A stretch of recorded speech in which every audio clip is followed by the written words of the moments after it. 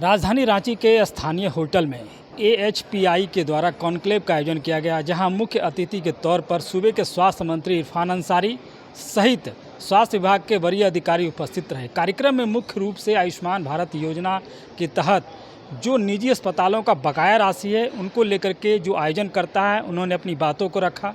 मौके पर स्वास्थ्य मंत्री ने कहा कि जो आयुष्मान भारत के तहत जो निजी अस्पतालों का बकाया राशि है वो ईडी के छापेमारी के कारण रुकी हुई है। फिर भी स्वास्थ्य मंत्रालय इस मामले में गंभीर है और जल्द से जल्द जो आयुष्मान भारत के तहत जो बकाया राशि है उसको जो है निजी अस्पतालों को जल्द से जल्द भुगतान किया जाएगा।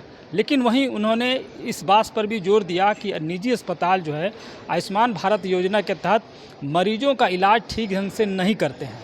अक्सर देखा जाता है कि जो मरीज होते हैं उनको जो है जो आयुष्मान भारत के तहत जो उनको लाभ राशि मिलने वाली है उसको निकाल लिया जाता है। उसके बाद जो है मरीजों को रिम्स रेफ़र कर दिया जाता है। ये एक गंभीर विषय है।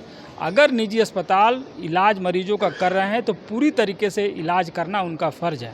वहीं आगे सूबे के स्वास्थ्य मंत्री इरफान अंसारी ने रिम्स 2 को लेकर के भी अपनी बातों को रखा और कहा कि रिम्स 2 बनकर रहेगा और 2 साल के अंदर रिम्स 2 जो है आम लोगों के लिए जो है उपलब्ध होगा।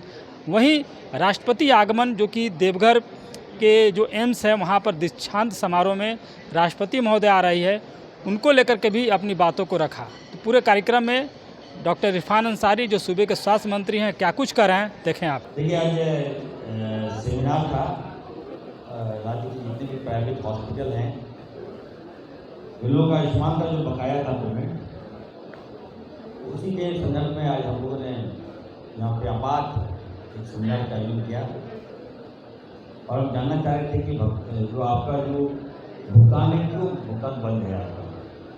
तो आज विस्तार से मैंने एक्सप्लेन कर दिया।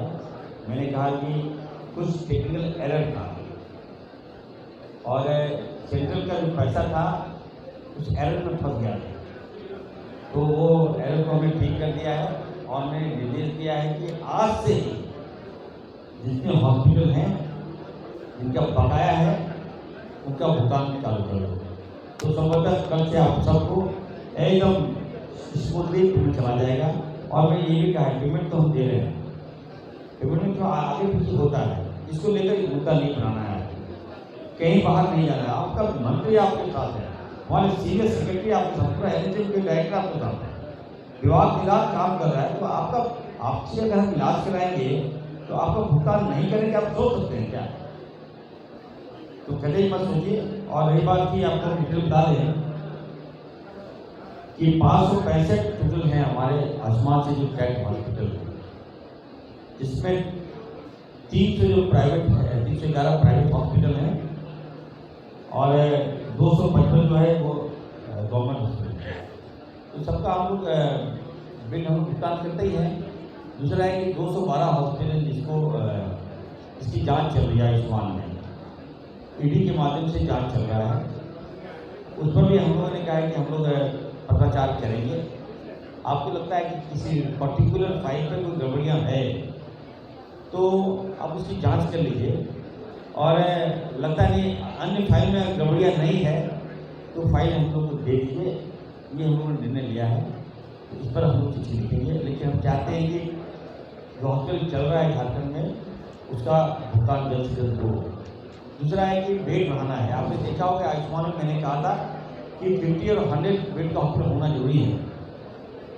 आज हमारे एक्सपर्ट लोग हैं, खत्री साहब आए हुए हैं, ज्ञानी जी हैं, उन्होंने कहा था कि झारखंड में हॉस्पिटल और बेड की कमी है। तो मेरा सोच दूसरा सोच होता है, लेकिन यहाँ पे लोगों ने कहा कि नहीं हमारे पास जो 10 ही बेड है तो कैसे होगा।